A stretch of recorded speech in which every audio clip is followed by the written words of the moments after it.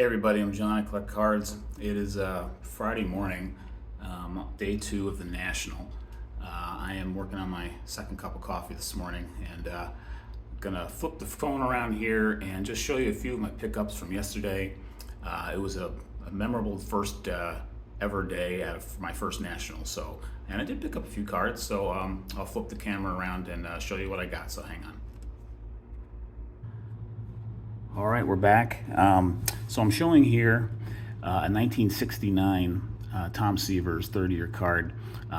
So this was my first pickup, and I would say this was like the start of my national, an initiation at the National for being my first one. This was and it was kind of an impulse buy that I shouldn't have made. I don't have the card, and I do really like it, and I don't PC Tom Seaver, but I do have several of his cards, and it might become like a full-fledged PC over time. I paid $35 for this, which was probably a not wise thing to do. It was sitting in a bin of like vintage, like decent cards. They're not great cards, but this was like clearly the best one on in the bunch, and so I pulled it. And of course, I didn't look up comps well enough, and so I definitely overpaid for this by probably $10. But at the same time, I still like having it, and so again, initiation at the National underway, which maybe could be expected for a first timer. And meanwhile, if you've watched other videos of day one recaps or day zero, well, day one really in particular, since yesterday was the first like full day open to the public, it was pretty crowded. Not super unreasonably so, because apparently the show is so much bigger than even it used to be, and it is just a massive floor space. But the main issue yesterday was it was very, very warm in there. You could even say downright it was hot. I mean, the air conditioning was not on, from as much as I could tell. And so by mid-afternoon, it was challenging walking some of the tables, especially when I was seeing so many awesome vintage cards still, or just other cards in general, like this one here. I picked up one modern card yesterday. I picked up this Luis Robert 2020 Topps Chrome Rookie Pink Refractor. It's the retail Pink Refractor. It's not numbered. I think there's like another variation of a Pink Refractors that are numbered to $3.99. I think this is not one of them. But I got this. I got a better. I was past my getting my feet getting grounded in terms of just walking the floor and just soaking it all in. Got this for $35. I offered $30, and he said he came back with $35, and that's pretty much right at eBay comps actually for this. So I picked it up. Gem Mint 10. Luis Robert is one of my favorite current players. He's having a really nice year, really showing the power this year. I think he's second in the AL in homers behind Shohei. Average is a little bit down, but he is just a 5-tool player, and he's still relatively young. He finally seems to be healthy. Knock on wood, he stays healthy. He's about to turn 26, so he's just entering his prime, and he's sort of having a breakout year in some ways this year. I really liked him since he came on the scene in 2020. And I didn't have like a nice rookie card of his other than just base rookies. I do have an auto of his, but it's a second-year auto from Inception, which I really like to have. I do like having it, but this was this wasn't necessarily on my radar to pick up, but I did see it and it kind of jumped out at me. And I've been kind of pulling for Robert to be healthy, and he seems like he is. Again, I'm probably jinxing him as I speak this, but hopefully not. But just a cool card. I like picking that one up. And then lastly, I'm going to show 3 cards that I picked up from the same seller that knocked off scratched off a couple of the goals I had coming into the show in terms of finding some pre-war that I wanted to look at and see in person rather than kind of look for on eBay. Now, the only downside of it is that they aren't graded, which I was hoping they were, even if they were just 1s or 2s. So I did pick them up raw, but the fact was that I saw these at the same table. I felt like, I felt like, you see something you really kind of are hoping to get it. That's one takeaway I've had from, pretty much everybody watching videos and such at a show like this, because at a show of this scope with this many people here, it might be gone, shortly after you walk away, not picking it up. So I did that, and starting with this card here, Hall of Famer Paul Waner of the Pittsburgh Pirates. I'll tell you the final price I paid for the 3, because I kind of lumped them all together here and got some off. So I would say I didn't pay $80 in the end for this. This is, it's got some discoloration on the top, but it's centered pretty nicely, and it's just a very cool image. So this is from the Diamond Stars set. Should have qualified that before.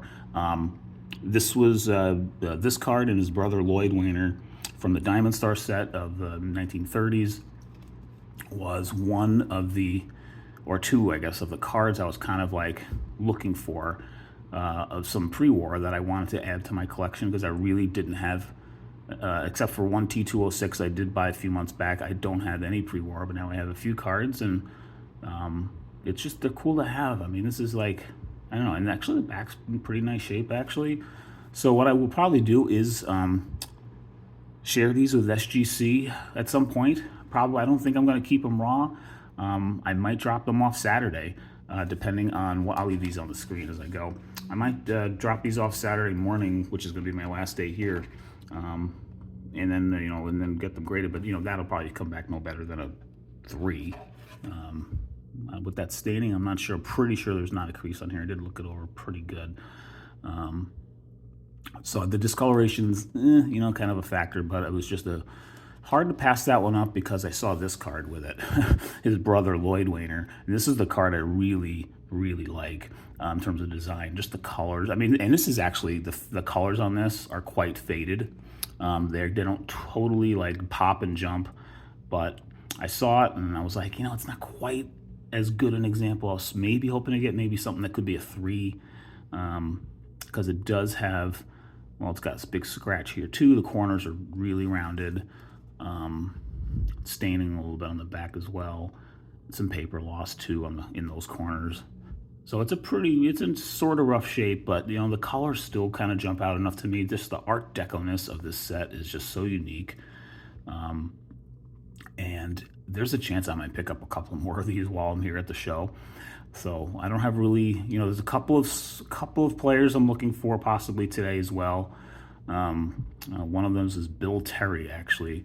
Kind of looking for Bill Terry. It was from either Diamond Stars or one of the Goudies. And we'll see if I can pick him up or find him. I saw one yesterday that I did walk away from. My guess is it's probably not there anymore, but we'll see. I wrote it down. I wrote the booth down, and we'll see if it's still there later today. He was the last National League 400 hitter, and so he's been kind of on my radar also as one player to possibly, one legend and all-time Hall of Fame great to look for. New York Giants player, manager, longtime first baseman for them in the 30s. So anyway, Lloyd Waner, really happy to pick up Little Poison as well as Big Poison. And then the last card I got from this, I'm going to keep this under 10 minutes, I promise. Last card I picked up from this same seller was, see if I can get these out of the sun. Man, it's a little better. Now, I wasn't looking for this particularly, but one card on my radar is a T205 John McGraw. Didn't see him yesterday, but I saw Miller Huggins, a playing era card from when he was with the Cardinals before he became manager of the Yankees in the 20s. And led them to their first World Series title and a couple more after that. This one will be a 1 all the way because of the pinholes. There are more than one pinhole. I think there's at least 2 pinholes and maybe even 3 in here. This thing is pinned up pretty good. But what I really liked about it was, there's the back. What I liked about it was the face, the image of his face and kind of cap and stuff. It's in pretty nice shape. It's not creased. So that's why I went ahead and grabbed this too. Excuse me, the gold borders, are roughed up too. And those pinholes guarantee it as a 1. But I will still get it graded because these cards the one T206 I have looks so nice in a slab. Long story short, I got these for $220 from the seller together. He didn't have a price on this. He came back with $75, so total these were $255, and I offered I actually offered $220, and he took it. So that's I probably could have went a little lower, but that's what I did. And I'm just reaching 10 minutes now, but I'm about to rush off to day 2, get some breakfast, and then head out. Hopefully I'll find some more interesting cards today. I'm sure I will. It's impossible not to here. There are just, you know, the scope of this thing is impressive, and I was thoroughly impressed. I'm going to do one other video that I'm going to post separately because I was also, as part of my initiation, I did buy some Topps product and got some redemption packs, 3 in all. So I'm going to open those in another video, and that'll be a super quick one because, you know, I'm guessing that might some folks might be looking for just those. So I'm going to do that in another quick video. But thanks everybody for watching. Again, really liked what I picked up yesterday. Well, I still love the Seaver. You know, that was a mistake, I think. But yeah, we'll see what day 2 brings. More soon. Take care. Thanks for watching.